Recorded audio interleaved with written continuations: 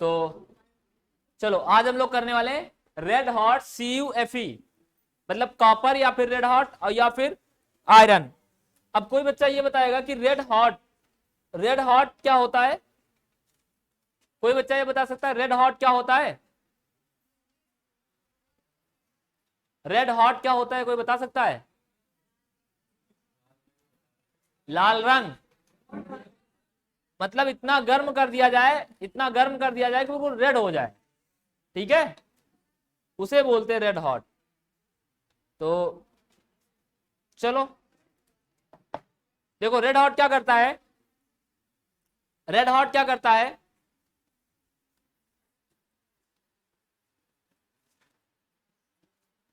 ये 3 एसिटिलीन लेता है और इसको कन्वर्ट कर देता है बेंजीन रिंग में।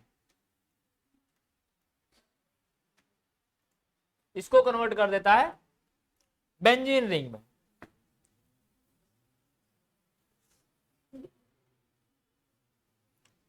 इसको कन्वर्ट कर देता है किसमें? बेंजीन रिंग में।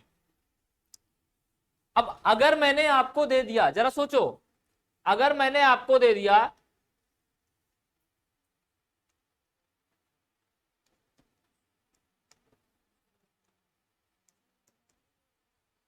इथेन दे दिया और मैं कह रहा हूं कि बताओ, क्लोरोइथेन दे दिया और मैं कह रहा हूं कि बताओ कि आप इसका बेंजीन बना सकते हो? लगाओ गैस। देखो वो कैसे देता है, एग्जाम में क्वेश्चन कैसे आता है, डायरेक्ट क्वेश्चन नहीं देता है कि एथिलीन डाला, रेड हॉट डाला, आपने तुरंत रिएक्शन करवा दिया, बढ़िया मजे से रिएक्शन हो गए। वो ये पूछेगा आपसे कि क्या आप इससे बेंजीन बना सकते हो? यस, हम बिल्कुल बना सकते हैं। कैसे बना सकते हैं? इसका एलिमिनेशन रिएक्शन करवाएंगे, HCl बाहर निकालेंगे, HCl बाहर निकलेगा तो C के बीच में क्या आ जाएगा? डबल बॉन्ड आ जाएगा और H हो जाएगा। इसके बाद में फिर HCl हम बाहर निकालेंगे और क्या हो जाएगा? ट्रिपल बॉन्ड हो जाएगा। और ये 3 एल्काइन लेकर के हम क्या बना देंगे? बेंजाइन बना देंगे। ठीक है, रेड हॉट कॉपर। आई बात समझ में कि नहीं आई? आई समझ में? तो देखो कितना आसान है, किससे क्या बनाना है ये आपको IQ लगानी है, अपनी रीजनिंग लगाना है, सोचना है क्या बन सकता है, किसके द्वारा बन सकता है, कैसे बन सकता है। समझ रहे हो ना? तो ये सारी चीजें आपको ध्यान रखनी है और बहुत ही अच्छे से पढ़ना है। मतलब किससे क्या बन रहा है, किस कंडीशन में बन रहा है, किससे किससे रिएक्शन कर रहा है, ये सारी चीजें बहुत ध्यान से पढ़ना है आपको, है ना? और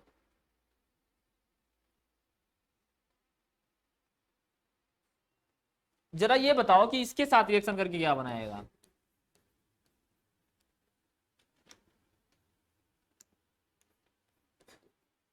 इसके साथ रिएक्शन करके क्या बनाएगा?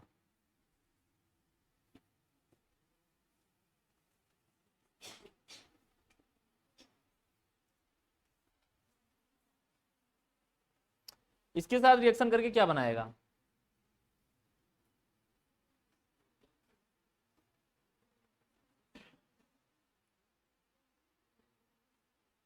तो इसके साथ भी बेंजीन, इसके साथ भी बेंजीन। हाँ क्या? नहीं दो, नहीं दो तो नहीं बनेगा, बनेगा तो जो बॉन्ड जुड़ेगा वो ट्रिपल बॉन्ड का ही जुड़ेगा। ये मिस्टाइलिन का नाम सुना है आप लोगों ने? नहीं सुना है तो लिख लो, ये मिस्टाइलिन बनाएगा। क्या बनाएगा? मिस्टाइलिन।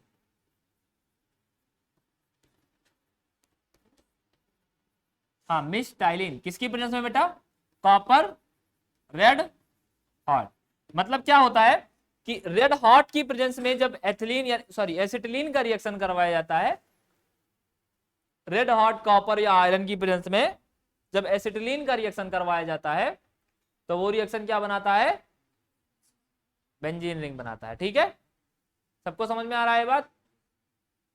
आ रहा है ना? या किसी को कोई दिक्कत है? चले आगे बढ़े हम लोग।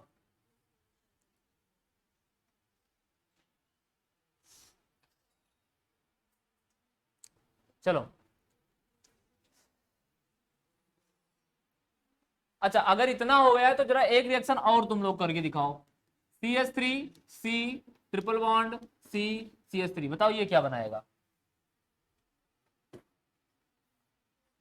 बताओ ये क्या बनाएगा? अब तुम लोगों को गेस करना है बेटा, तुम्हें गेस करना है कि क्या बन सकता है, क्या हो सकता है।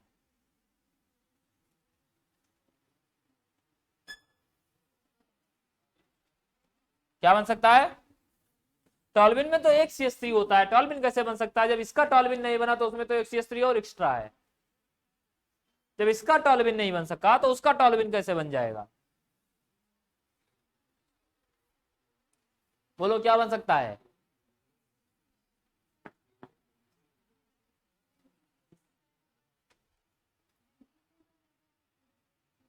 बहुत बढ़िया, बेंजीन रिंग बन जाएगा और पूरे पे CH3, यानी एक भी हाइड्रोजन इस बार नहीं रहने वाले हैं। ठीक है, किसकी प्रेजेंस में? किसकी प्रेजेंस में हो रहा है बेटा? देखो कुछ हो नहीं रहा है, बेंजीन रिंग जितने आप pH बढ़ाते चले जा रहे हो उतने H बढ़ता चला जा रहा है। बोलो किस पर रिपल्सन? देखो रिपल्सन दरअसल इसमें बॉन्डिंग ओवरलैपिंग जो हो रही है, दरअसल पहले ही ये एल्काइन है, यानी p ऑर्बिटल का ओवरलैपिंग हो रखा है, तो ये कुछ खास नहीं करता है। इसको जरा नोट कर लो फिर बताएं क्या हुआ है। किसका? मिस्टाइलिन, ये हेक्सामेथिल बेंजीन लिख दो और क्या। आईपैक सबसे बेहतर नाम है ना।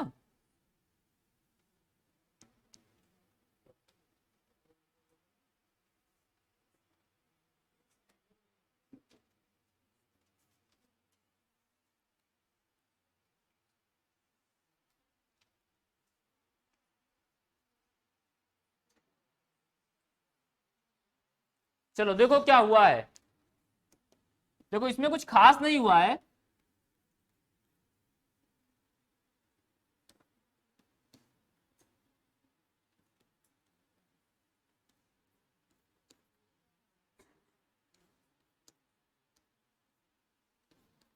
देखो ये ऐसे दो तीन एल्काइन टहल रहे हैं ना, दो तीन एल्काइन टहल रहे हैं।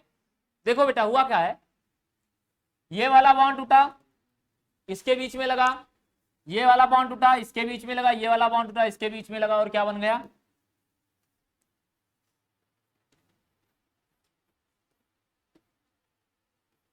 यही तो बचा ना, या कुछ और बना? क्या समझ में नहीं आया? देखो ये एक एल्काइन है, ये दूसरा है, और ये तीसरा है। ये वाला बॉन्ड यहां पर देखो, ये ओवरलैपिंग किए रहे होंगे ना। इमेजिन कर पा रहे हो कि नहीं कर पा रहे हो? नहीं कर पा रहे हो?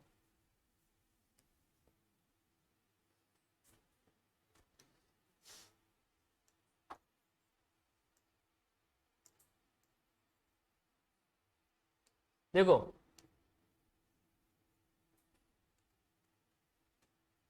ये हुआ, दो का बता दे, तीसरा अपने आप समझ जाओगे। क्यों? दो की बॉन्डिंग बता दे, तीसरा अपने आप जान जाओगे।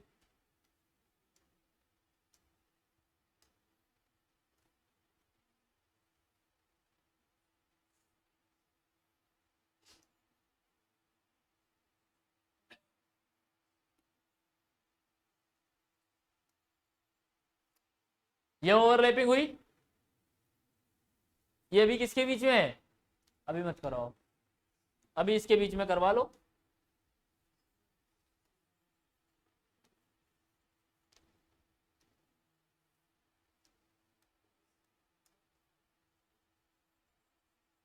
ये दोनों ओवरलैपिंग कर रहे हैं ना, किसी को कोई दिक्कत, कोई परेशानी?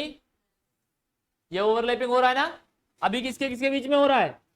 इन दोनों के बीच में पाई ऑर्बिटल इसके ओवरलैप कर रहे हैं ऐसे। कितने पी ऑर्बिटल होते हैं इसमें? भाई 3 ऑर्बिटल होते हैं, तो एक ऑर्बिटल तो इस तरह से करिए हुआ है, मतलब सिग्मा बॉन्ड बना रखा है, बना रखा है ना। दूसरा वाला इसने लेटरल ओवरलैपिंग कर रखा है, यानी एक पाई बॉन्ड बन चुका। तीसरा वाला भी इसने लेटरल ओवरलैपिंग करना है, यानी 3 बन गए। सेम सिचुएशन ऊपर वाले में भी होगा जो ट्रिपल बॉन्ड बन रहे हैं, भाई ट्रिपल बॉन्ड वहां भी है। अब हुआ क्या कि ये वाला जो इनके बीच का था ओवरलैपिंग, ये हट गया। अब ओवरलैपिंग इसने इससे कर लिया, सॉरी इसने इससे कर लिया, तो क्या हुआ कि इनके बीच में एक सिग्मा बॉन्ड इधर बन गया। आई बात समझ में? भाई एक बात जरा समझ लेना बेटा, कि जब देखो इनको क्या चाहिए, एक्सियल ओवरलैपिंग चाहिए, सिग्मा बॉन्ड के लिए क्या चाहिए, एक्सियल ओवरलैपिंग। अब जरा एक बात बताओ कि अगर इसके लिए जो लेटरल रहा होगा इस तरह से ओवरलैपिंग कर रहा है ना भाई, ये किस तरह से कर रहा है, इस तरह से तो कर रहा है, और ये झुका हुआ है, तो ये नीचे से ये ऊपर जाएगा, तो जैसे मान लो इस तरह से और ये ऊपर से इस तरह से कर रहा हो, तो दोनों में एक्सियल ओवरलैपिंग होगी कि नहीं होगी। इस तरह से अगर ओवरलैपिंग हो रही हो तो दोनों में एक्सियल हुआ कि नहीं हुआ। नहीं समझ में आ रहा क्या, नहीं आ रहा है, ठीक है और तरीका ढूंढते हैं। चलो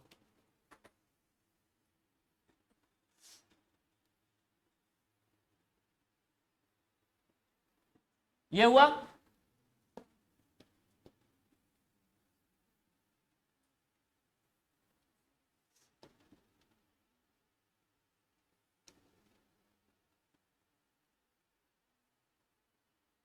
ये हुआ, ये क्या बना रहा है बोलो, ये सिग्मा बॉन्ड बना रहा है, बना रहा है ना,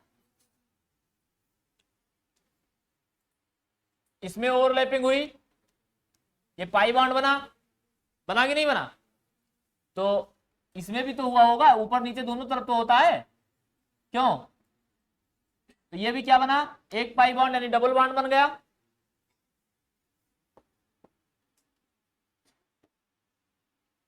अब इसमें भी ओवरलैपिंग हुई होगी,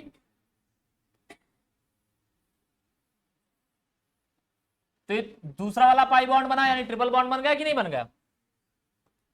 देखो इसमें ट्रिपल बॉन्ड बना कि नहीं बना, बोलो, ये इसे x माना हमने, इसे y माना, इसे क्या माना z माना, इसे x माना, इसे z माना, इसे क्या माना y माना, तो y की ओवरलैपिंग हुई है, x की ओवरलैपिंग हुई है और z की ओवरलैपिंग हुई है। x वाले केस में क्या हुआ कि ऐसे ओवरलैपिंग हुई है, तो कौन सा बॉन्ड बन गया, सिग्मा बॉन्ड बन गया। y वाले केस में क्या हुआ है, ऐसे ओवरलैपिंग हो रही है ना, ये नीचे वाला और ये ऊपर वाला दोनों, मतलब ये वाला भी दोनों मिल रहा है ना, तो वो क्या हुआ है, पाई बॉन्ड ओवर, मतलब एक पाई बॉन्ड बन गया।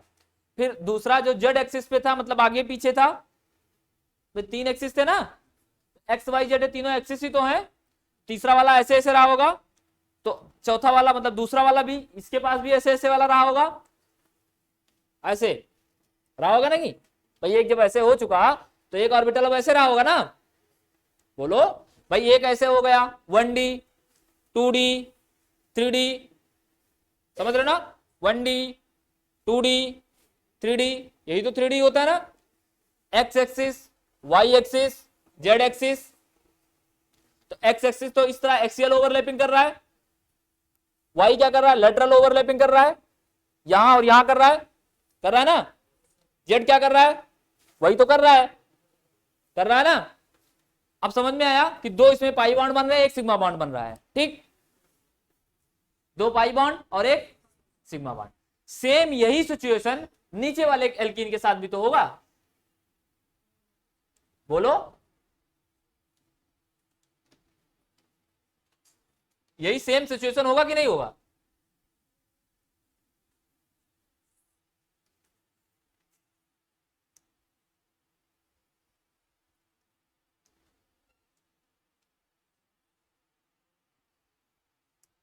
ये कौन सा बॉन्ड बना लिया, इधर सिग्मा हो गया, इन दोनों का अपना पाई मजबूत है, और इसमें भी तो ये इधर से इधर की तरफ बना रहा होगा बॉन्ड, बोलो।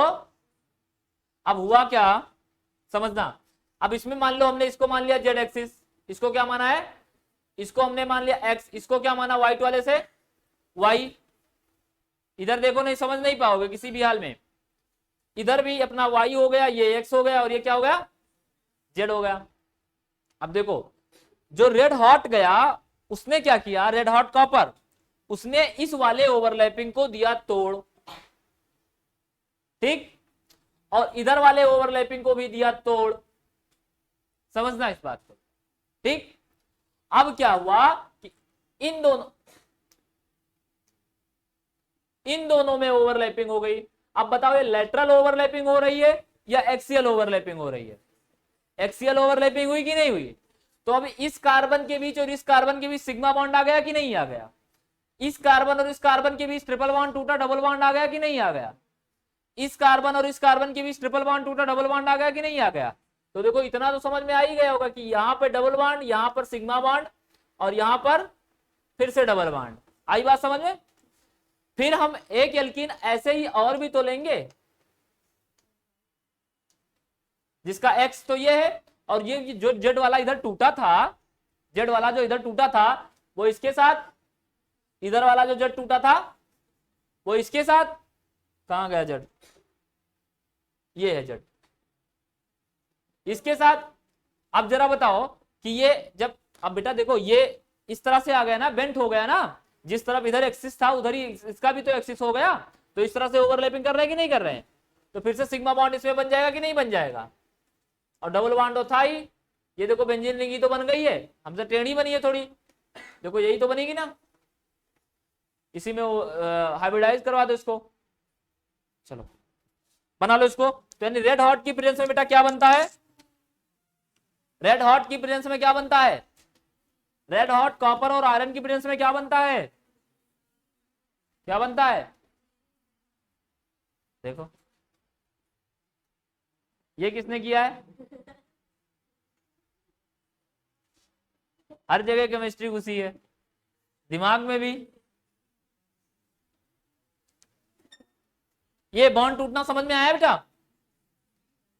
चलें आगे बढ़े हम लोग, जल्दी करो फिर आगे बढ़े।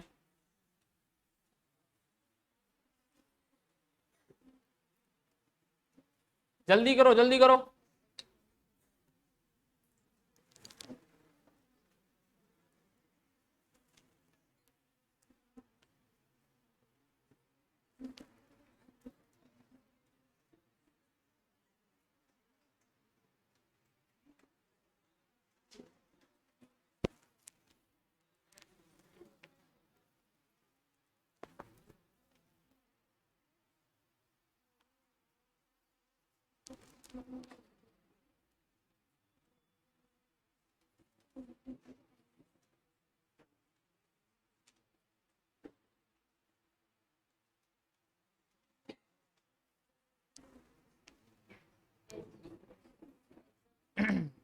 हो गया बेटा?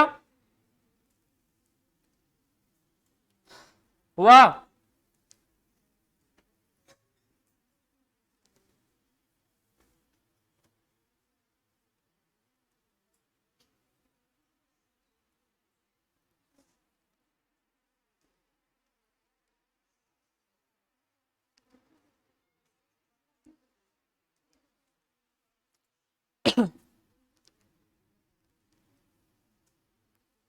हो गया?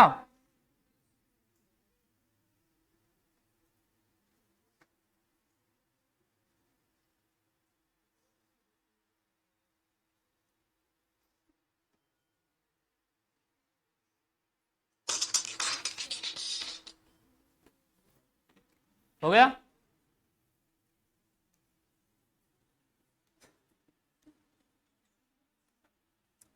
नेक्स्ट रीजन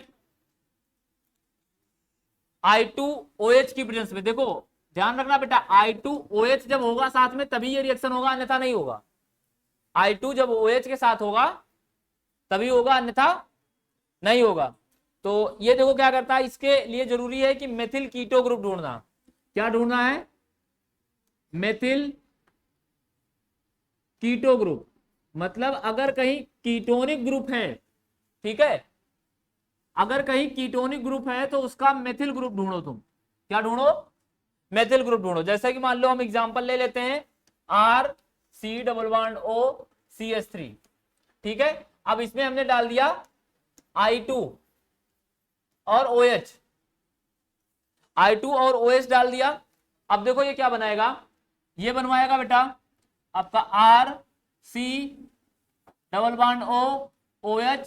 प्लस CH3I, इसे आइडोफॉर्म टेस्ट भी बोलते हैं, CHI3 सॉरी, CH3I नहीं होगा, CHI3 होगा, इसे आइडोफॉर्म टेस्ट बोलते हैं। और ये कई बार क्वेश्चन में आया हुआ है, इसका एलो प्रेसिपिटेट होता है। कैसा होता है? LOPPT। तो कई बार ये क्वेश्चन आता है कि ऐसे रिएक्शन कैसे होंगे जिसमें LOPPT आएगा, तो येलो कब आएगा? आइडोफॉर्म टेस्ट में आएगा, ठीक है। कहां पे आने वाला है, आयोडोफॉर्म टेस्ट में आने वाला है। और कभी कभार ये होता है कि इसका ऑक्सीलेट आयन भी बन जाता है, हमने डायरेक्ट लिख दिया है, तो ये भी बन सकता है और OH भी बन सकता है ना, हाइड्रोजन है इसके पास। इसे क्या बोलते हैं, आयोडोफॉर्म टेस्ट या हेलोफॉर्म टेस्ट बोलते हैं। ध्यान रखना बेटा, ये कीटोनिक ग्रुप के साथ टेस्ट करता है। हेलोफॉर्म टेस्ट जो है वो कीटोनिक ग्रुप के साथ करता है और क्या बना देता है, CH3 बना देता है। क्या बना देता है, CH3, जो कि येलो प्रेसिपिटेट होता है। तो कभी कभार ये पूछ लेता है कि मान लो इसका केमिकल फॉर्मूला दे दिया और उसने कहा कि I2OH की प्रेजेंस में रिएक्ट करता है और आयोडोफॉर्म टेस्ट देता है। अगर आयोडोफॉर्म नहीं लिखता है तो कहता है येलो प्रेसिपिटेट देता है। तो आपको पता होना चाहिए कि येलो प्रेसिपिटेट किसका बनता है। तो येलो प्रेसिपिटेट किसका बनता है, मेथिल आयोडाइड का ना, ट्राई आयोडाइड मीथेन का। ठीक है, इसके बाद है Ag पाउडर। हाँ बेटा, ऑक्सीजन और हाइड्रोजन से कराया तो था इससे पहले, मतलब चाहो तो O- है तो H आप लगा सकते हो, ऐसा नहीं है कि पॉजिटिव चार्ज आपके पास एक्स्ट्रा है और नहीं लगा सकते। ऑक्सीलेट आयन है, अगर मान लो सोडियम वगैरह भी मिला तो वो निगेटिव वाला जाकर के कवर कर लेगा। ठीक है, सोडियम मिला, कोई पॉजिटिव चार्ज मिला। खैर, अब हम देखते हैं Ag powder. Ag powder silver powder है, तो ये किसके साथ रिएक्शन करता है, CHCl3 प्लस 6Ag डालते हैं। क्या डालते हैं, 6Ag, और ये जाकर के उधर बना देता है 6AgCl, 6AgCl, 6AgCl plus acetylene.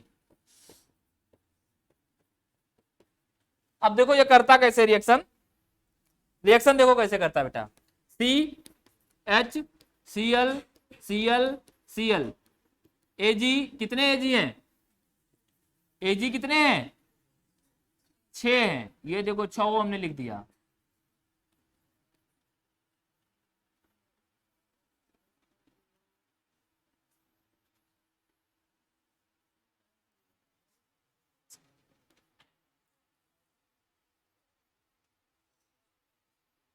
ये बन गया आपका एसिटिलीन। ठीक है,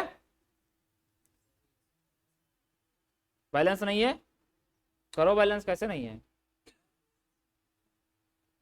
क्या नहीं बैलेंस है, 6AgCl बना तो है, उधर 6AgCl भी बनाओ, Cl भी तो 6 है, कितने हैं काउंट करो, 6 ही हैं, 6 ही हैं।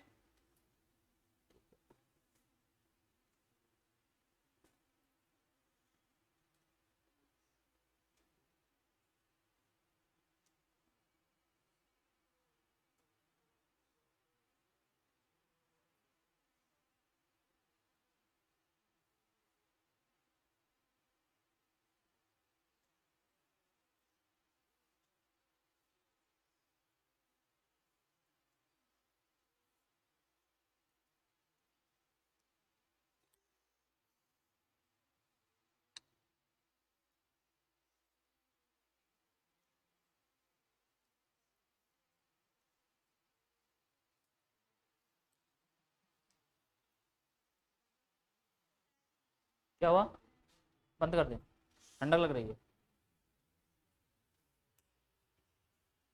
चलो, इसके बाद है बेटा नेक्स्ट रीजन, जिंक डस्ट की प्रेजेंस में। जिंक डस्ट भी यही काम करता है जो AgCl करता था, जिंक डस्ट भी वही काम करता है। क्या काम करने वाला है, ये जिंक डस्ट बड़ा अजीब सा कंपाउंड है, क्योंकि जिंक जानते हो जिंक की आदत क्या होती है, अपना इलेक्ट्रॉन दे देता है ना, बड़ा दानी किस्म का है, इलेक्ट्रॉन उठा करके दे देता है। स्पॉन्टेनियस प्रोसेस है क्योंकि इसका रिडक्शन पोटेंशियल बहुत लो है ना, तो ये इलेक्ट्रॉन अपने दे देता है, यानी ऑक्सीडाइज बड़ी जल्दी हो जाता है, खुद ऑक्सीडाइज हो जाएगा, दूसरे को क्या करेगा, रिड्यूस करेगा। ठीक है, तो ये आपने लिया CHCl3 और इसमें डाला आपने जिंक डस्ट। वो आप ध्यान रखना कि ये जैसे Ag का हुआ था 2 मोल लिए थे, ऐसे ही इसको भी लेंगे और ये बन जाएगा CH, ठीक है, ट्रिपल बॉन्ड CH। ध्यान रखना ये फिनोलिक कंडीशन अगर हम ले लेंगे, अगर हम फिनॉल ले लेंगे तो फिनॉल भी जिंक डस्ट के साथ मिला करके ZNO बना लेगा, ZNO और प्लस बेंजीन रिंग। ये बड़ा इंपॉर्टेंट रिएक्शन इसलिए भी हो जाता है क्योंकि आपको हाइड्रोकार्बन में भी मिल सकता है कि बेंजीन रिंग यानी एरोमेटिक बनाओ। अब देखो बेटा, देखो ये जो रीजेंट बता रहे हैं किसी एक चैप्टर से रिलेटेड नहीं है, आपके ऑर्गेनिक में चाहे वो हाइड्रोकार्बन हो, हेलो एल्केन, हेलो एरीन हो, अल्कोहल, फिनॉल, ईथर हो, कार्बोक्सिलिक एसिड हो, एमीन हो, बायोमॉलिक्यूल तक ये काम देगा। ठीक है, मतलब पूरी ऑर्गेनिक इसी इतने रिएक्शन में सिमट करके रह गई है। और मैं बता रहा हूं कि ये रीजेंट आप एक बार जान लो, कोई ऐसी चांसेस ही नहीं बचते हैं कि आप ना जान पाओ रिएक्शन, मेरी गारंटी है सारा जान जाओगे। जब आपको पता है कि अगर फिनॉल की प्रेजेंस में यानी फिनॉल है वहां पर जिंक डस्ट डालोगे तो आपको पता है बेंजीन रिंग बनेगा, तो क्या कभी कुछ और थोड़े बन सकता है भाई? जिंक डस्ट डालोगे तो ये जाकर के बेंजीन ही बनाएगा, ऐसा तो है नहीं कि अल्कोहल बना के बैठ जाएगा भाई। तो मेन वर्क है ना, अगर आपको वर्क पता है कि किसका काम क्या है। जैसे एक बात बताओ कि मान लो सड़क पे बहुत सारे आदमी जा रहे हैं, तो आपको क्या पता कि ये क्या करने वाले हैं? मैंने पूछा बताओ ये आदमी जा रहा है क्या करेगा काम आगे चलकर, तो आपको क्या पता? वही मान लो थोड़ा सा एप्रेन वगैरह डाल रखा है डॉक्टर वाली, तो आप समझ जाओगे कि ये डॉक्टर है, समझ जाओगे ना। उसने कुल्हाड़ी उल्हाड़ी ले रखा होगा तो जान जाओगे कि ये लकड़ी काटने जा रहा है, जान जाओगे ना।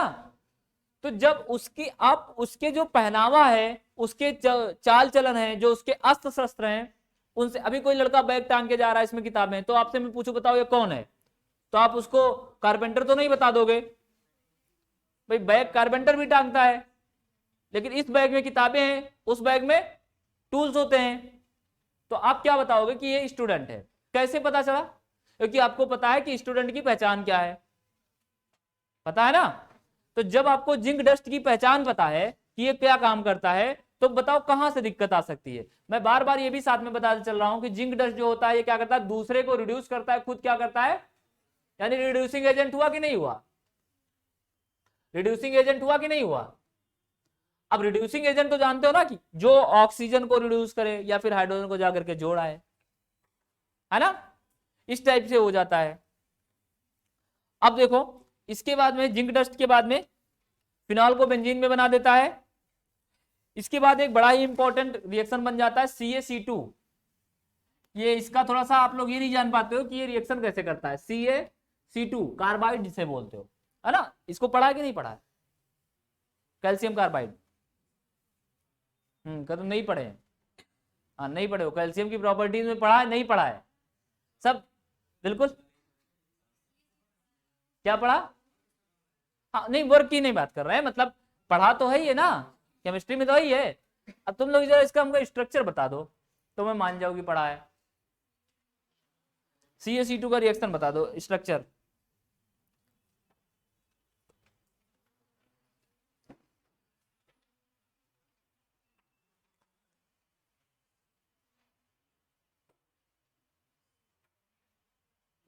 आओ देखो क्या होता है। CaC2 का स्ट्रक्चर देखो जनरली इस तरह से होता है,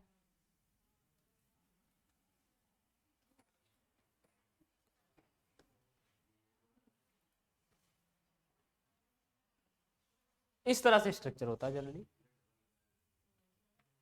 डबल लगाया नहीं, ट्रिपल लगाओ तभी तो बैलेंसी पूरी होगी, तभी बैलेंसी पूरी होगी। इसको क्या किया हमने, तोड़ दिया। अगर ये टूटेगा तो बताओ किस में टूटेगा, तुम लोग गेस करो भाई। कैल्शियम हमेशा पॉजिटिव में टूटेगा क्योंकि कैल्शियम एक मेटल है। तो देखो जरा इसमें टूटेगा कि नहीं टूटेगा, Ca+2 और C negative, triple bond C negative, देखो टूटेगा कि नहीं टूटेगा? टूटेगा ना। अब जरा देखो, मान लो इस पर मैंने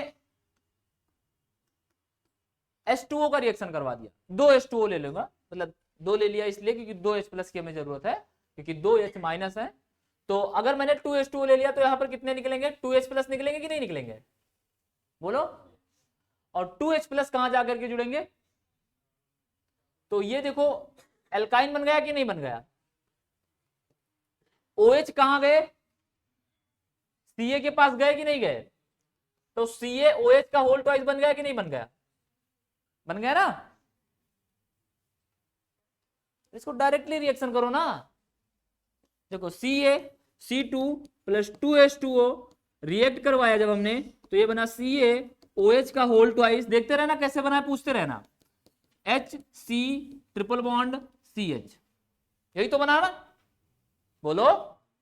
अब अगर मैंने कह दिया कि बेटा हमको CaC2 से तुम बेंजीन बना करके दिखाओ, बन जाएगा कि नहीं बन जाएगा? बड़े आराम से। यही तो गेस करना है, वो सीधा थोड़े पूछेगा कि आपको डायरेक्ट एल्काइन बना करके दिखाओ या एल्काइन से बेंजीन बना करके दिखाओ। वो आपको दे देगा CaC2 और कहेगा बेंजीन बना करके दिखाओ। अब क्या करोगे आप, क्वांटिटी बढ़ा दो, यहां क्या डाल दो, रेड हॉट Cu या आयरन, क्या बन जाएगा बेटा?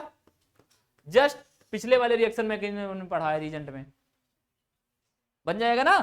अब देखो यही तो लॉजिक है, इसी लॉजिक को आपको लगाना है, ठीक है। इन्हीं चीजों को आपको अप्लाई करना है वहां पर रिएक्शन में। जब इस तरह के रीजेंट आपको मिले तो आप बहुत ही कॉन्फिडेंटली उन पर यूज करो अपना। देखो ये सब तो इनका डेफिनेट वर्क होता है, इसमें बहुत ज्यादा झंझट ही नहीं है भाई। झंझट तो आपको पड़ जाता है जब बेस और न्यूक्लियोफाइल एक जैसा मिल जाता है तब, बाकी तो कोई प्रॉब्लम ही नहीं है, समझ रहे हो ना। तो इसके आगे चलें,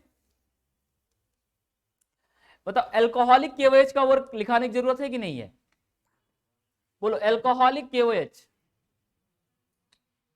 किसी को जरूरत महसूस हो रही है एल्कोहलिक KOH लिखवाया जाए? बोलो, चलो बताओ एल्कोहलिक KOH का वर्क क्या होता है?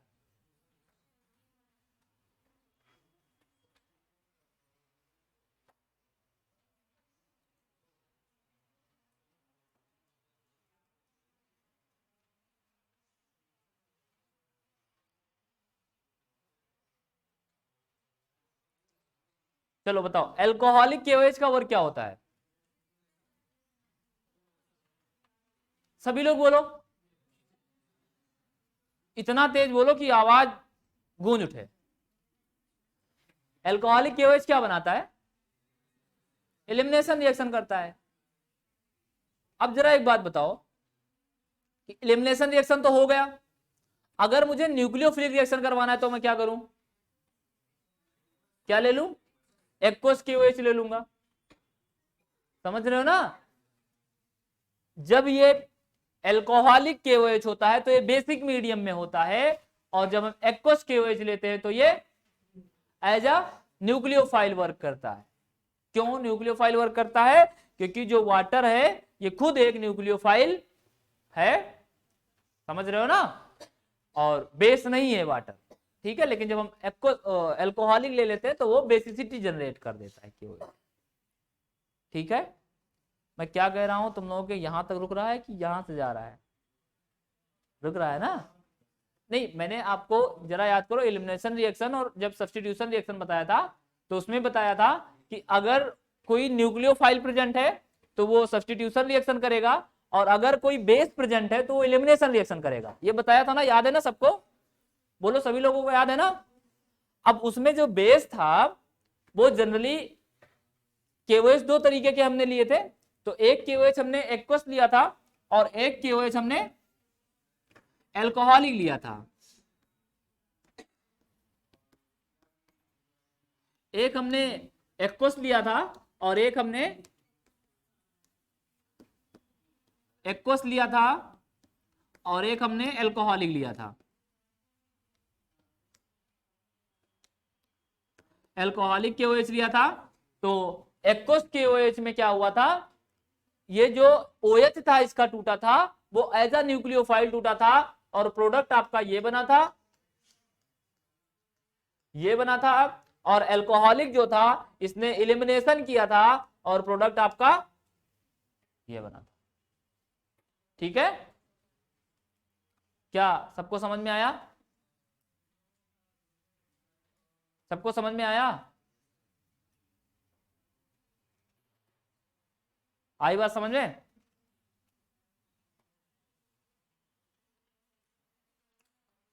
चलो इसके बाद है NaNH2। NaNH2 बताओ। हाँ एक बात ध्यान रखना, एल्कोहलिक KOH प्रोडक्ट कौन सा देता है? सेटजब या हॉफमैन? बोलो, सेट जब प्रोडक्ट देता है, ठीक है। इसके बाद में इसे सोडा एमाइड कहते हैं, NaNH2, इसका शायद करवा दिया है क्या,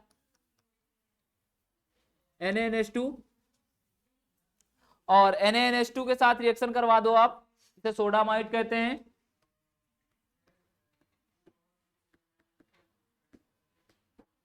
सोडा एमाइड कहते हैं, और ये इस तरह से होता है।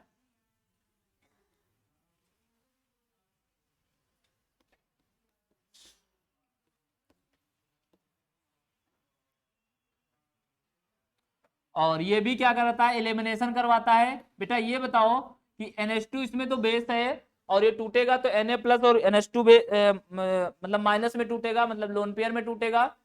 फिर भी ये बताओ, तुम लोग बताओ सोच करके कि ये एलिमिनेशन रिएक्शन देगा या सब्स्टिट्यूशन रिएक्शन देगा। हालांकि सब्स्टिट्यूशन, हाँ है, सब्स्टिट्यूशन वाला तो मैंने लगा रखा है Br, और सब्स्टिट्यूशन गजब का देना चाहिए। गजब का सब्स्टिट्यूशन क्यों देना चाहिए, क्योंकि 3 डिग्री पे लगा हुआ है। Br कहां पे लगा हुआ है, लिविंग ग्रुप 3 डिग्री पे लगा हुआ है ना। अब जरा तुम लोग बताओ कि ये सब्स्टिट्यूशन देगा या एलिमिनेशन देगा, क्या देगा, नहीं पता। इधर पीछे बताओ, ये प्रोडक्ट क्या देगा, नहीं पता। और पीछे वीरेंद्र क्या देगा, क्यों, सब्स्टिट्यूशन भी तो दे सकता था, NH2 जाकर के जुड़ जाए, एक बढ़िया बढ़िया इस न्यूक्लियोफाइल है, स्ट्रॉन्ग में कह लो। बताओ बताओ क्या होगा, बताओ क्या होगा, क्या होगा, नहीं पता। देखो NaNH2 एक बढ़िया स्ट्रॉन्ग वाला बेस है, क्या है, बहुत जबरदस्त वाला बेस है, समझ रहे हो ना। न्यूक्लियोफिलिसिटी कम, बेसिसिटी ज्यादा शो करता है। न्यूक्लियोफिलिसिटी कम, बेसिसिटी ज्यादा शो करता है, तो ये बनाएगा एल्कीन, क्या कराएगा, ये डिहाइड्रो हाइलोजिनेशन करवाएगा, क्या करवाएगा, डिहाइड्रो हाइलोजिनेशन करवाएगा। और तुम लोग बताओ डबल बॉन्ड कहां बनाएगा, क्या हॉफमैन की किसी एक कंडीशन में ये लागू हो रहा है NaNH2, बोलो, क्या हॉफमैन के लिए क्या बताया था, क्वाटरनरी अमोनियम, क्या ये क्वाटरनरी है, यानी NMe3 होना चाहिए, यानी NCH3 का होल थ्राइस होना चाहिए। क्या ये क्वाटरनरी है, नहीं है। क्या ये कॉन्जुगेशन में है, हाँ बताओ बेटा, हाँ। तो इलेक्ट्रॉन लोन पेयर तो इसके पास सही है, तो एलिमिनेशन ही तो कर रहा है। तो हाँ यही रीजन है बेटा कि स्ट्रॉन्ग बेस है, और स्ट्रॉन्ग बेस होने की वजह से ये एलिमिनेशन करवाएगा, ना कि सब्स्टिट्यूशन करवाएगा, ठीक है, ये रीजन है। न्यूक्लियोफाइल का भी यही रीजन था जो तुम समझ रहे हो, न्यूक्लियोफाइल के पास भी लोन पेयर होता था, नेगेटिव चार्ज होता था, याद करो, याद है भाई, न्यूक्लियोफाइल के पास भी इलेक्ट्रॉन रिच स्पीसीज होते थे, नेगेटिव चार्ज भी होता था। खैर हम देखो प्रोडक्ट बताओ क्या बनेगा, प्रोडक्ट क्या बनेगा बेटा, प्रोडक्ट बनेगा CH3, ये बनेगा मेजर, माइनर क्या बनेगा, बोलो, ये बनेगा माइनर।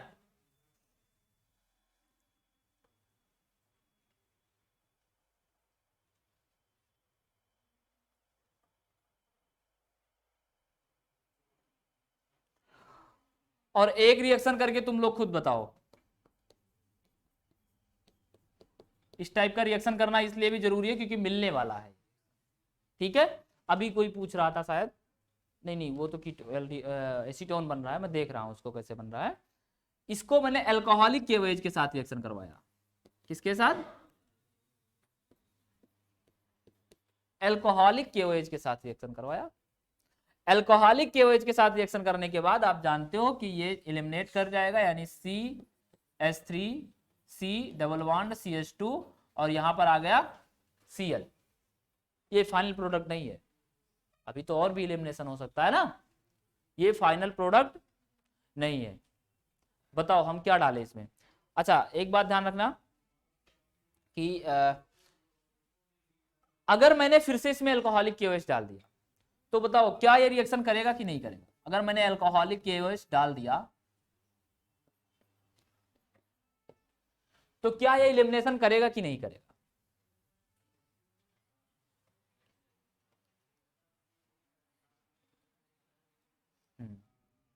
गेस करो। नहीं करेगा। कौन बोला। जो भी जानते हो थोड़ा बहुत तो आप गेस करो, बाकी तो हम बताएंगे ही। करेगा करेगा। एक बात ध्यान रखना बेटा, अल्कोहलिक KOH इतना जबरदस्त बेस नहीं है कि वो रिजोनेंस को कहीं तोड़ सके। और जरा ध्यान से देखो इसके पास लोन पेयर है कि नहीं है, तो बताओ ये कॉन्जुगेशन में है कि नहीं है, तो रिजोनेंस कर जाएगा कि नहीं कर जाएगा। अब यहां पे ये पॉइंट लिखना जरूरी है कि alcoholic KOH does not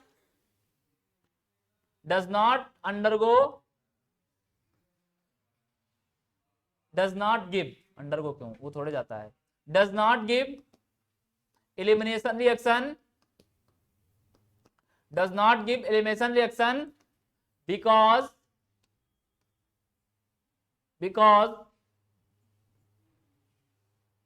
substrate का मतलब क्या यही है ना, अभी सबस्ट्रेट हो गया ना, सबस्ट्रेट इज अंडर रिजोनेंस।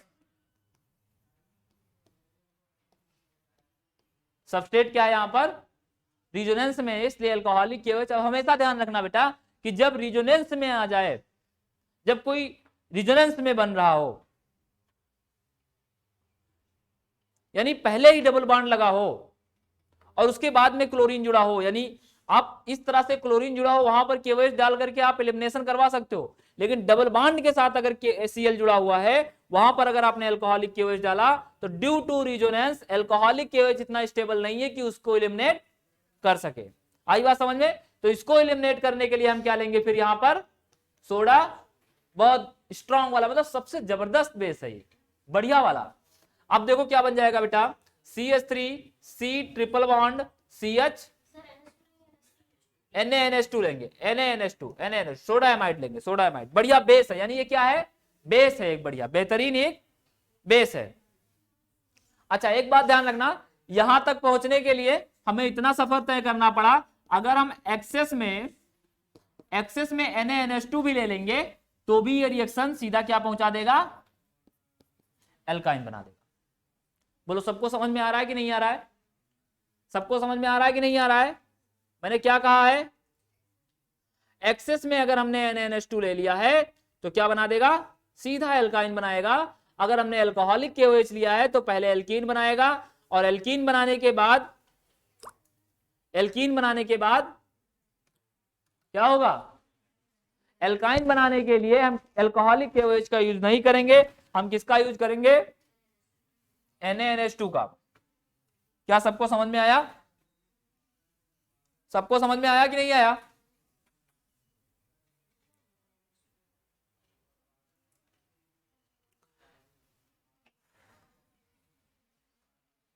एक रीजन हमारे पास और है, और ये बड़ा बेहतरीन है, ये तुम्हारी IQ चेक करेगा। तुम लोग नंबरिंग तो कर रहे हो ना, नंबरिंग तो कर रहे हो ना। ये कौन सा नंबर का पड़ जाएगा रीजन, 20, 25 वगैरह पड़ जाएगा, 27, 28, 28 है, ये 28 है। और इधर देखो, इधर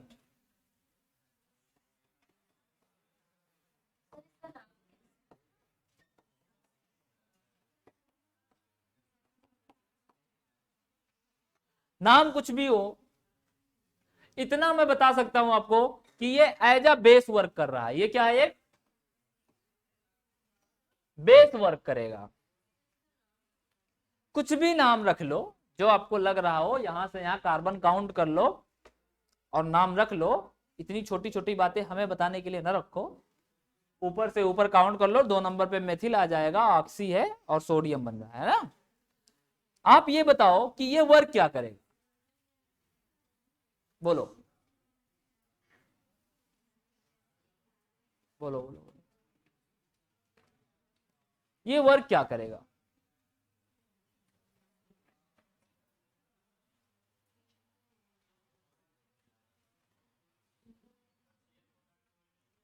Cl को जुड़ा नहीं, ये तो बेस की तरह वर्क कर रहा है ना, बता तो दिया पहले ही, ये एज अ बेस ट्रीट कर रहा है। चलो बताओ बताओ बताओ बताओ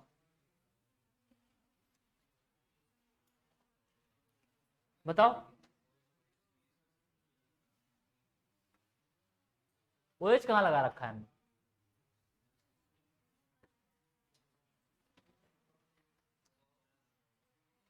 तुम लोग दिमाग लगाओ थोड़ा सा, अभी बताया मैंने बेस की प्रेजेंस में क्या होता है, एलिमिनेशन होता है ना, तो एलिमिनेशन करवाओ। अब तुम लोग भूल गए हो लेकिन हम नहीं भूले हैं, याद करो हाफमैन प्रोडक्ट का मैंने कंडीशन लिखवाया था, quaternary ammonium and bulky group with conjugation, ये 3 कंडीशन थे जिसमें हाफमैन प्रोडक्ट बनता था। ये कितना बल्की ग्रुप है, कितना बल्की ग्रुप बेस है, ये बल्की ग्रुप होने की वजह से बताओ ये प्रोडक्ट क्या देगा,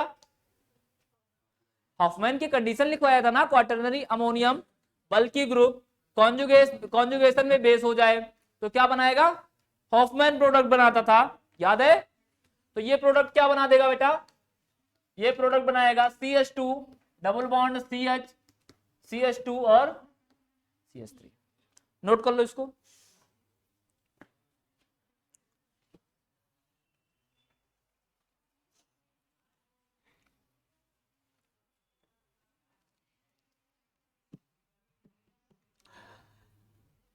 आपके बहुत ही प्यारे रीजेंट है PCl5 PCl3, बताओ करवाने की आवश्यकता है कि नहीं करवाने की आवश्यकता है, करवाने की आवश्यकता हो या ना हो, लेकिन मैं आपको एक ट्रिक जरूर बताऊंगा यहाँ पर, ठीक है, एक ट्रिक जरूर बताएंगे।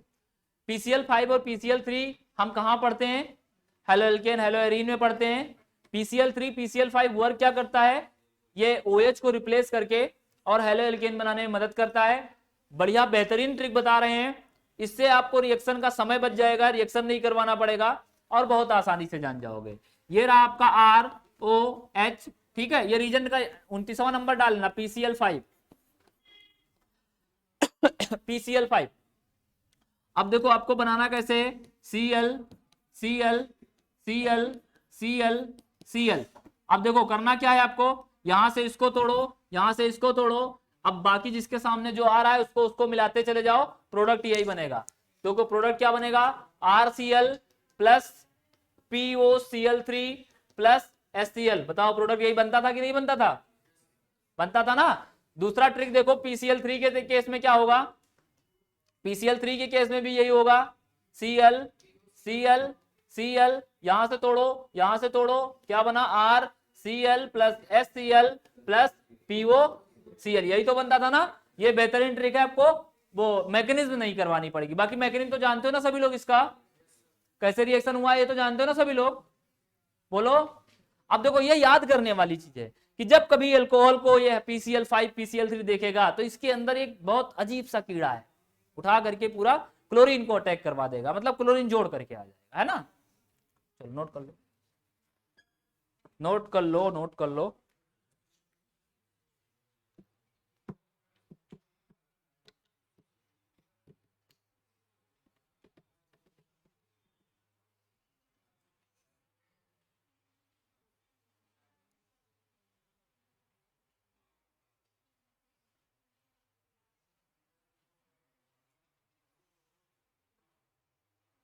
और इसी के साथ एक प्यारा सा रीजन जो था SOCl2, उसको भी लिख लो 30 नंबर पे। SOCl2 क्या रिएक्शन करता था बेटा, ROH के साथ में, ये भी कुछ खास नहीं करता था। हाँ SOCl2 इसी के जैसा ट्रीट करता था, इसी के जैसे वो भी ट्रीट करता था, बस बाई प्रोडक्ट थोड़ा सा चेंज हो जाता था, RCl plus SO2 plus HCl, है ना, यही तो बनता था, ठीक है। ये भी मतलब PCl5 और PCl3 की तरह ही ट्रीट करता है, कोई अलग नहीं होता है।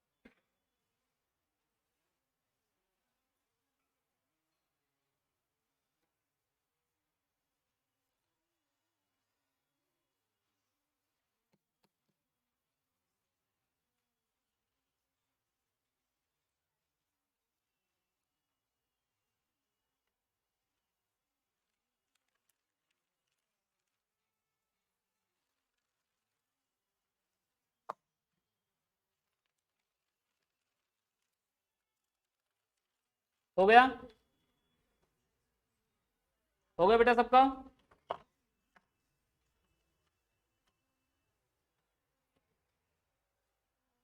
हो गया ना? चलो, इसके बाद है बेटा NaOH CaO। NaOH CO।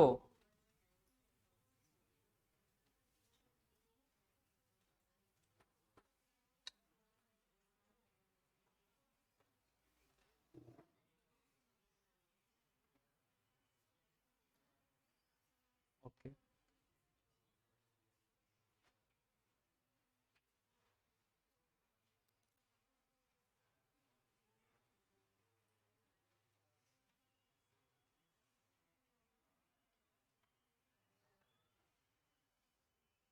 हो गया?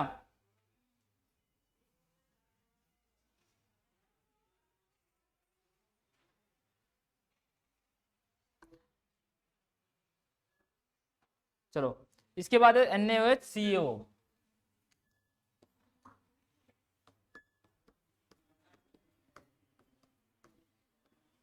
NaOH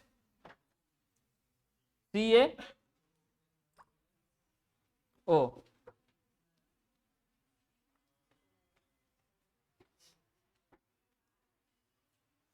NaOH CO, इसे क्या कहते हैं? सोडा लाइम कहते हैं। ठीक है, कमीन सोडा लाइम कहते हैं, है ना? और ये क्या होता है? ये कार्बोक्सिलिक एसिड के साथ रिएक्शन करवाते हैं, कार्बोक्सिलिक एसिड के साथ रिएक्शन करवाते हैं। तो एक्चुअली क्या करता है? सोडा लाइम NaOH है और CaO है, एक अच्छा खासा बेस है, तो ये बना लेता है CO2 प्लस आपका बचा R, तो R के साथ ये जुड़ जाएगा, यानी ये बना लेगा एल्केन, है ना? इसका कैसे करता है ये इसका जो NaOH है वो H को निकाल ले जाता है, समझना बेटा इस बात को, H को निकाल ले जाता है। H को निकालने के बाद इसकी मैकेनिज्म देखो क्या होता है, R C double bond O पर निगेटिव चार्ज, ठीक है, ये इधर की तरफ ट्रीट करता है, ये इधर की तरफ मुड़ जाता है, यानी पॉजिटिव चार्ज अब R पर आ गया, ठीक है, तो ये R हो गया, प्लस आपका CO2 निकल गया, जो H निकला था वो आकर के R से जुड़ गया, जो H निकला था वो आकर के R से जुड़ गया, यानी RH बन गया, RH बन गया, और क्या बन गया? CO2 बन गया। ये इसकी मतलब समझ लो मैकेनिज्म है कि कैसे हुआ है। बेस पड़ा है NaOH CaO, बढ़िया स्ट्रॉन्ग बेस है CaO भी, और उसकी प्रेजेंस में H+ को घसीट ले जाता है, ऑक्सीजन पे नेगेटिव चार्ज आता है, नेगेटिव चार्ज इधर की तरफ टर्न हो जाता है, तो डबल बॉन्ड जो इलेक्ट्रॉन है वो इधर की तरफ शिफ्ट हो जाते हैं, और इलेक्ट्रॉन जब इधर की तरफ शिफ्ट हो जाते हैं दैट मीन्स इस वाले एल्किल वाले R पर नेगेटिव चार्ज आ जाता है। ये जानते हो ना सभी लोग, ये मैकेनिज्म है, ये प्रोसेस है, नेगेटिव चार्ज आ जाता है और CO2 अपना न्यूट्रल होकर के बाहर निकल जाता है, H जो प्लस हमने अभी गंवाया था वो फिर से आकर के R से जुड़ जाता है। क्या किसी को कोई दिक्कत हो रही है इतने में? क्या रीजन समझने में किसी को कोई दिक्कत हो रही है? वहां पीछे तक बताओ बेटा, क्या किसी को कोई दिक्कत हो रही है? क्या बोलो, नहीं हो रही ना? समझ पा रहे हो ना क्या कह रहा हूं मैं? कार्बोक्सिलिक एसिड के साथ रिएक्शन करता है, H+ इसका निकल जाता है, फिर H+ निकलने के बाद ऑक्सीजन पर नेगेटिव चार्ज आ जाता है, नेगेटिव चार्ज इधर की तरफ शिफ्ट होता है, तो ये वाला इलेक्ट्रॉन दोनों R की तरफ शिफ्ट हो जाता है, R पर नेगेटिव चार्ज CO2 और RH बन जाता है। ठीक है,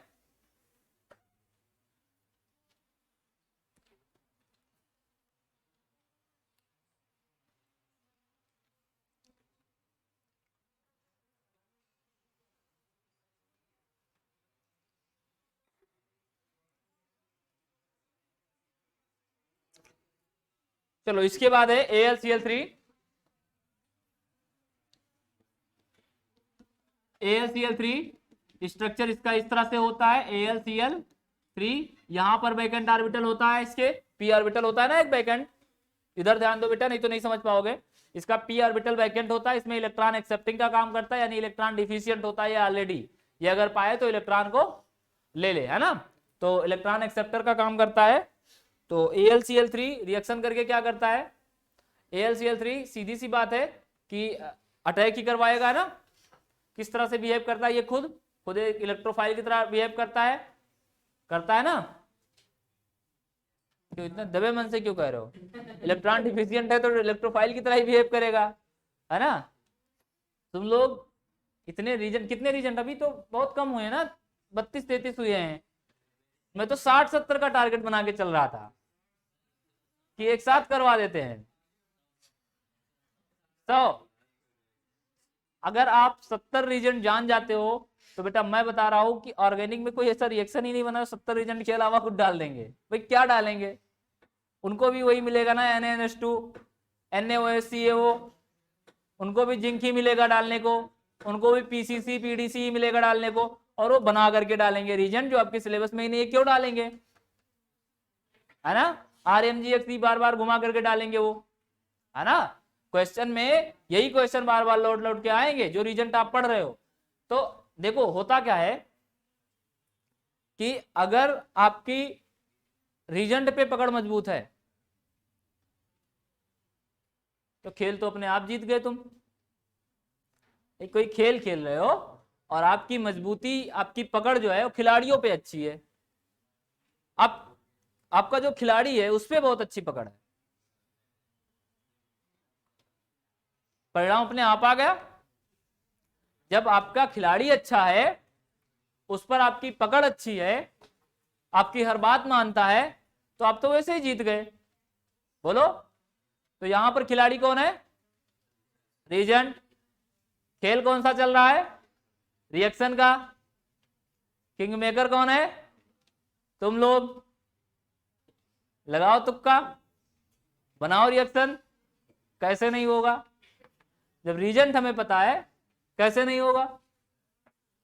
चलो, हाँ ये देखो ये कैसे ट्रीट करता है। ये मान लो हमने RCl ले लिया और इसके बाद में हमने AlCl3 ले लिया, और ये जाकर के बनाएगा R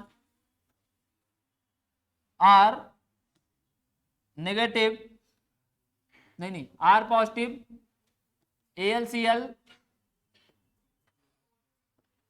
AlCl4 माइनस AlCl4, ठीक। और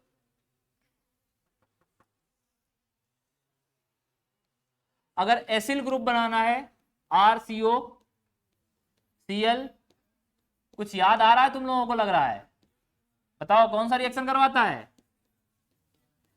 फ्रीडल क्राफ्ट, वेरी गुड। मुझे पता चल गया था कि तुम लोगों को कुछ याद आ रहा है। FCR फ्रीडल क्राफ्ट रिएक्शन, यही तो था, यही तो रीजेंट हम लोग यूज करते थे। 4 होगा, 4 कर लो।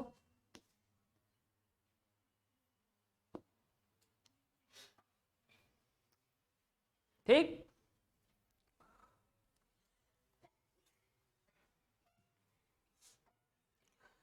अच्छा इस रीजेंट का तुम लोग वर्क बता दो मुझे, बताओ ये क्या करता है? ये नाइट्रेशन करता है। ये कौन सा इलेक्ट्रोफाइल जनरेट करता है? NO2 plus. अटैक कहां करता है? बेंजीन, ऑर्थो और पैरा पर, वेरी गुड।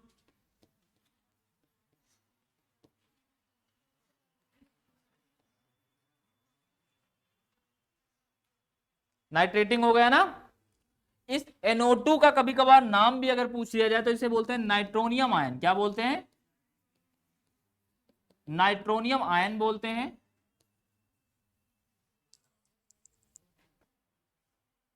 और ये रिएक्शन कौन सा देता है? ESR देता है, इलेक्ट्रोफिलिक सब्स्टिट्यूशन रिएक्शन देता है। और इसके बाद जो रीजेंट है वो COHCl AlCl3 है। इसकी मैकेनिज्म मैं अभी नहीं बताऊंगा, आपको सिर्फ काम बताऊंगा इसका।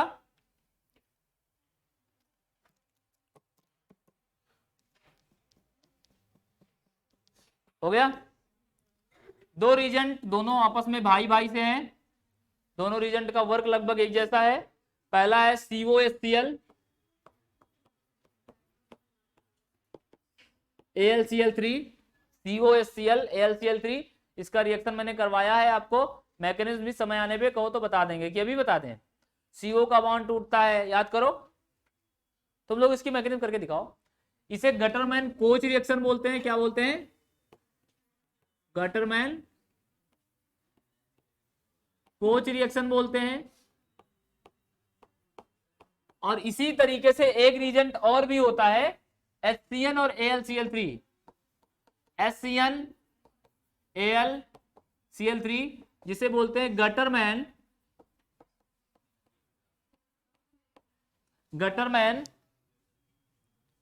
Aldehyde reaction. गटरमैन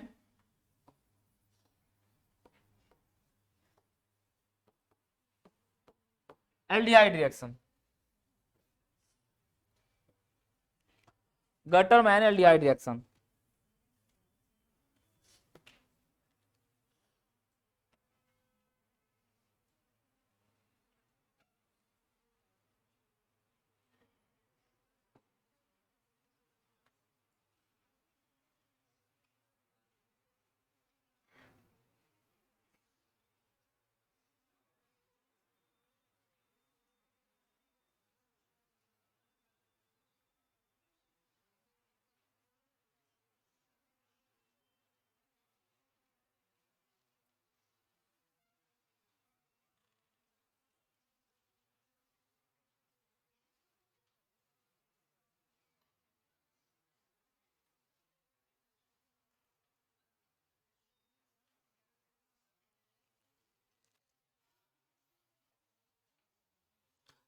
दोनों का वर्क क्या है बेटा?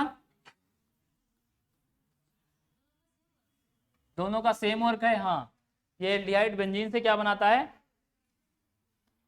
एल्डिहाइड बनाता है, यानी CO HCl AlCl3 क्या बनाता है? एल्डिहाइड बनाता है।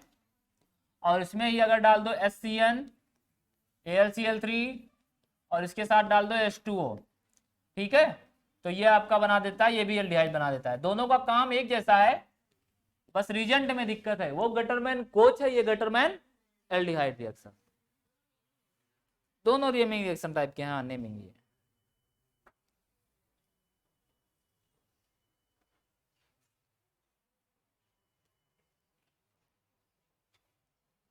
तो किसी को कोई दिक्कत? क्या हुआ?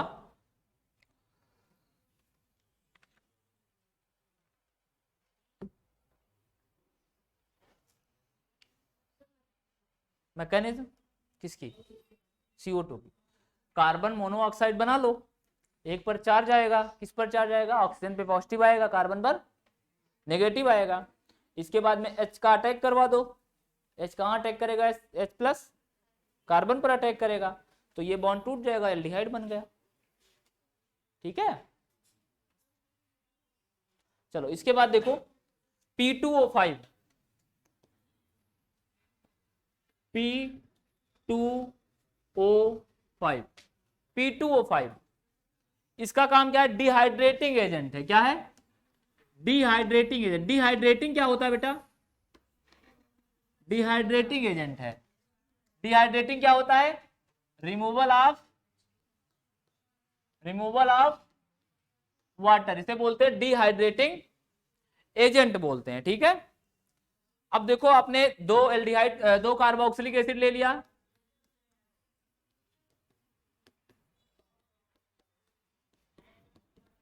तो ये क्या करेगा? इन दोनों को निकाल देगा, वाटर को, H2O बाहर निकाल देगा। किसकी प्रेजेंस में बेटा? P2O5 की प्रेजेंस में H2O बाहर निकाल देगा, और आपका बन जाएगा RC double bond O double bond O। ये इसलिए भी जरूरत है क्योंकि इससे बहुत सारे रिएक्शन कार्बोक्सिलिक एसिड और एल्डिहाइड के होते हैं, क्योंकि एनहाइड्राइड है। इसका क्या नाम है? एनहाइड्राइड। बेटा एनहाइड्राइड क्या होता है? बोलो जरा, एनहाइड्राइड क्या होता है बेटा? एनहाइड्राइड क्या होता है? वाटर एब्सेंट नहीं होता है। हाँ, मतलब इसका एनहाइड्राइड का मतलब यही हुआ, वाटर एब्सेंट है, क्योंकि वाटर तो निकाल दिया गया है ना, तभी बना है। मैं एक पूछना चाहता हूं, अगर एनहाइड्राइड इस तरह से आए तो ऑक्सीजन जो है ब्रिज की तरह लिंक होगा, इस तरह से एक ईथर टाइप का बन रहा है ना, कार्बोनिल ईथर टाइप का बन रहा है कि नहीं बन रहा है? जैसे उसमें CH3 दो तरफ होते थे ऑक्सीजन के बगल बगल, इसमें CH3 C double bond O है, बस इतना डिफरेंस है। ठीक, कर लो।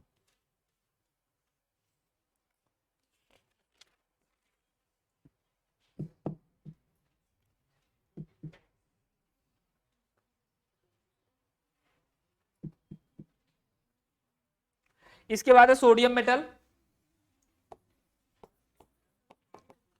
सोडियम मेटल ये बड़ा अजीब सा होता है।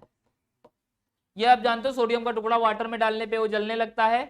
क्यों जलने लगता है? क्योंकि रिएक्शन कर लेता है, उसमें गैस निकलने लगती है। कौन सी? H2। जैसे मान लो 2H2O लिया आपने, प्लस आपने 2Na लिया, तो ये रिएक्शन करके बना लेता है NaOH, 2NaOH plus H2 gas बना लेता है। ठीक है, 2NaOH बना लेता है और H2 गैस बना लेता है। और इस बात को जरा ध्यान रखना कि ये रिएक्शन किससे करता है? तो ज्वाइन विथ, किससे किससे ज्वाइंट होना चाहिए? हाइड्रोजन। बोलो, कल लिखाया था मोस्ट एसिडिक होना चाहिए बिल्कुल पूरी तरीके से, मतलब H+ देने वाला होना चाहिए। किसके किसके साथ लिखवाया था? Oxygen, sulphur, chlorine, bromine, CH double bond C है ना, यही तो था। ज्वाइन विथ हाइड्रोजन, तो ये क्या करने वाला है? यहां पर हाइड्रोजन गैस निकाल देगा। क्या करेगा? हाइड्रोजन गैस निकाल देगा। यानी जब कभी मान लो हमने इसके साथ करवा दिया रिएक्शन, इसके साथ करवा दिया रिएक्शन, तो बताओ क्या होगा? Na मेटल डाला तो क्या होगा भाई? H2 को निकालेगा, क्या बनेगा? सोडियम एसीटेट बनाएगा कि नहीं बनाएगा? तुम लोग इतना धीरे मन से क्यों बोल रहे हो बेटा? जब मैंने कहा है ऑक्सीजन के साथ हाइड्रोजन जुड़ा होना चाहिए तो एसिडिक हो जाएगा और वो रिएक्शन कर ही लेगा, तो फिर इतना धीरे बोलने की क्या आवश्यकता है? ये हो गया, ये सबका हो गया। चलो इसके बाद में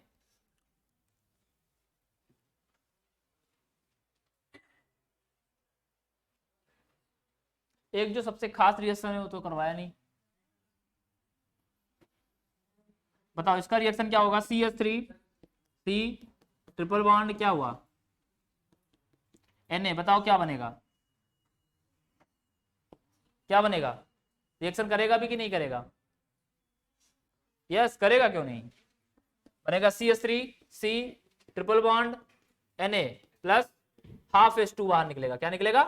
हाफ H2 का मतलब एक हाइड्रोजन का मॉलिक्यूल नहीं निकलेगा, आधा हाइड्रोजन का मॉलिक्यूल निकलेगा। ऐसा क्यों? जब आधा ही हाइड्रोजन है तो आधा ही तो निकलेगा। एक ही मतलब हाइड्रोजन है तो एक हाइड्रोजन का मतलब H एटम, और दो हाइड्रोजन का मतलब हुआ एक मॉलिक्यूल। तो हाइड्रोजन मॉलिक्यूलर फॉर्म में होता है तो आधा मोल। हाफ मोल का मतलब क्या हुआ? आधा मोल, एक मोल भी नहीं है। ठीक हो गया? सबका हुआ? किसी को कोई दिक्कत तो नहीं इतने में? किसी को कोई दिक्कत तो नहीं है? हो जाएगा सबका? कुछ रीजन और बचे हैं तो